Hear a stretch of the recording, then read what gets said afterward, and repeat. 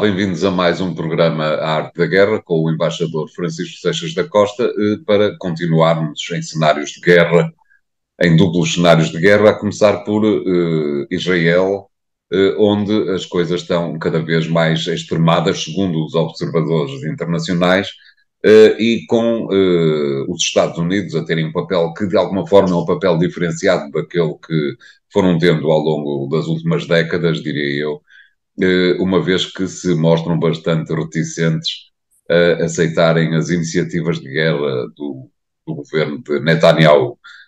Como é que observou mais uma semana na faixa de Gaza, embaixador? Desde já, António, discordando de si. Isto é, relativamente à questão da atitude israelita, eu acho que os americanos estão a fazer aquilo que na sua própria língua se chama lip service. Isto é, dizer pelos lábios aquilo que não fazem na prática. Certo. Os americanos recusaram na Assembleia Geral das Nações Unidas, e essa para mim é o aspecto essencial, uma resolução aprovada esmagadoramente pela Assembleia Geral. Os americanos só tiveram ao seu lado Israel, a Hungria e umas ilhas do Pacífico, e esta não é uma caricatura, é o retrato exato do maior isolamento na história das Nações Unidas que os Estados Unidos tiveram alguma vez. Uma resolução muito simples, pedindo a Israel para cumprir as resoluções que existem no passado do Conselho de Segurança relativamente aos territórios ocupados e aos colonatos. Portugal foi dos países que votou contra a posição americana, como aliás a esmagadora maioria da União Europeia. E trata-se apenas de pedir a Israel que cumpra que aquilo que as Nações Unidas requerem, que os Estados Unidos no passado aprovaram. E, portanto, estamos aqui com uma dupla linguagem. O que se passa neste momento nos Estados Unidos e na relação com Israel é uma total e completa dependência em função do calendário eleitoral dos Estados Unidos face à questão Israel-Hamas. Israel-Palestina em geral. Porque não é só a Hamas. Aquilo que se passou relativamente à Cisjordânia e aos colonatos na Cisjordânia, ilegais, vale a pena dizê-los, à luz da lei internacional, que Israel não os pode fazer, o que ali se passou é manifestamente um desrespeito à ordem internacional. Eu sei que aqueles que estão ao lado de Israel, vamos ser muito claros, aqueles que estão ao lado de Israel e que acham que Israel tem direito a tudo, não concordarão com o que eu estou a dizer. Mas aqueles que acham que Israel tem direito a fazer aquilo que lhe apetecer, independentemente das leis internacionais, não vale a pena sequer, digamos, discutir com eles. Agora, aqueles que acham que Israel, sendo um país cujas fronteiras e cujos limites têm que ser defendidos e que a comunidade internacional os deve defender, mas naquilo que a comunidade internacional considerar serem os seus limites e não necessariamente aquilo que é a postura israelita, terão que olhar para aquilo que é o resultado dessa resolução. Israel está a fazer neste momento uma ação na faixa de Gaza muito desproporcionada. Toda a gente considera isso relativamente àquilo que é a ação defensiva que tem que fazer relativamente aos ataques do Hamas, que provocaram no dia 5 de outubro, no dia 5 de novembro, um ataque, a morte de, agora são menos, já se viu que são menos, mas de qualquer forma é um número bárbaro, 1.200 pessoas. Eram 1.400, mas já foi reduzido para 1.200. Israel, neste momento, já matou entre civis palestinos dentro da faixa de Gaza mais de 11.000 pessoas. À hora que nós estamos a gravar este programa, na quarta-feira, Israel invadiu aquele que é o principal hospital na faixa de Gaza, na suspeita de que esse hospital possa albergar terroristas do Hamas.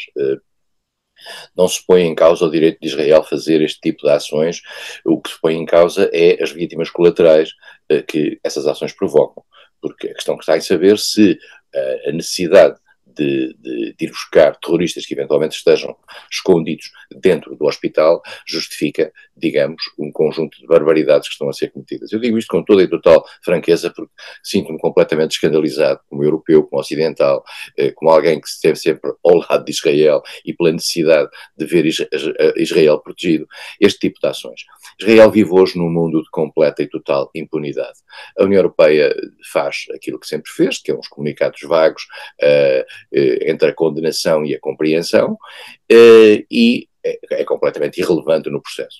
A única entidade relevante no processo são os Estados Unidos. Os Estados Unidos vivem em ano eleitoral. Esse ano eleitoral faz com que o eleitorado democrático e republicano esteja hoje muito ao lado de Israel, como sempre esteve, e a administração Biden não tem a mais pequena autonomia para, digamos, para além do tal lip service e para além de uns pedidos de contenção, etc., fazer uma outra coisa que não seja assistir ao escândalo que é a ação de Israel dentro da faixa de Gaza. Mas não só.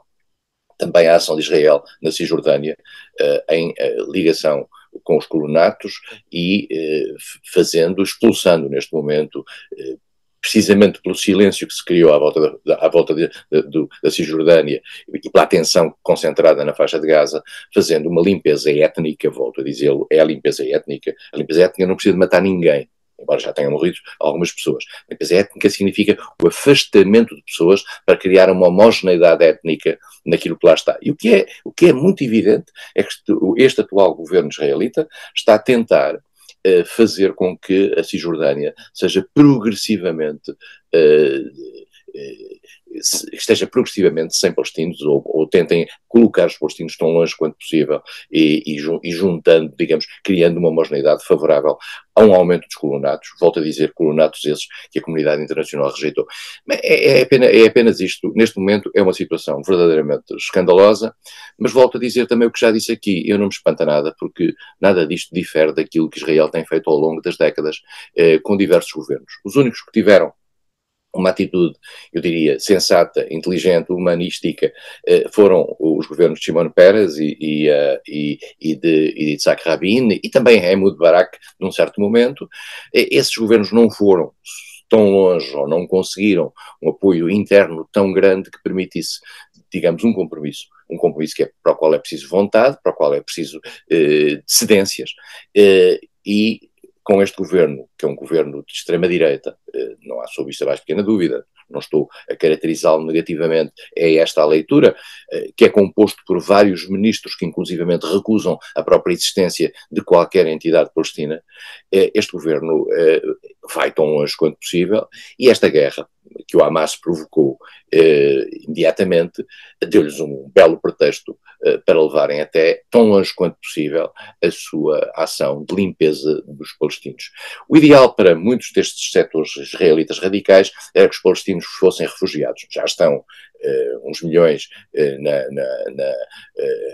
na Jordânia, já estão 500 mil na Síria, já estão 400 mil no Líbano, e agora eram mais um milhão e tal que saía dali de Gaza, e expulsando ao mesmo tempo os palestinos que estão na Cisjordânia. Isto transformaria, digamos, daria uma certa homogeneidade. Para quem está com o projeto sionista, muito bem. Para quem não está, interroga-se sobre isto.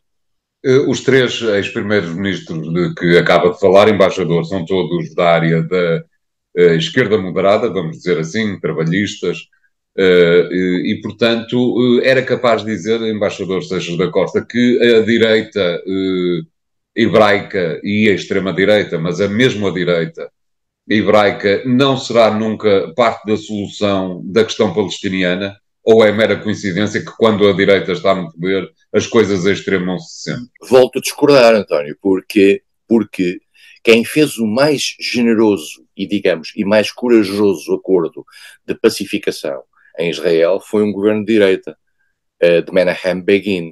Menahem Begin, o homem que tinha posto a bomba no King David Hotel no início dos anos 50, que matou 100 e tal pessoas, foi o primeiro-ministro israelita que teve a noção de que tinha que encontrar caminhos para a paz e fez o acordo com Anwar al-Sadat no Egito. Acordo esse de paz que continua a sobreviver até hoje e que, aliás, é a base, no fundo, da própria, eu diria, dignificação por parte dos Estados Unidos que o Egito hoje tem. E isto é a direita não é necessariamente, obviamente que a direita é mais sionista do que a esquerda. Mas a esquerda, há setores de esquerda houve setores de esquerda ao longo destes anos, dentro de Israel, que também tiveram posições muito, muito extremadas. Mas é natural que a direita esteja mais ligada às dimensões religiosas mais radicais que tem o projeto de ocupação, no fundo, o projeto de ocupação de toda aquela área no centro das suas preocupações. E como esta direita está ela própria somada a setores de extrema-direita radicais que transformam este governo talvez no melting pot mais extraordinário da história da política israelita, este é o momento certo para essa direita mostrar a sua força. Muito bem, obrigado. Vamos fazer aqui o primeiro intervalo do programa de hoje. Voltamos já de seguida com mais guerra. Até lá.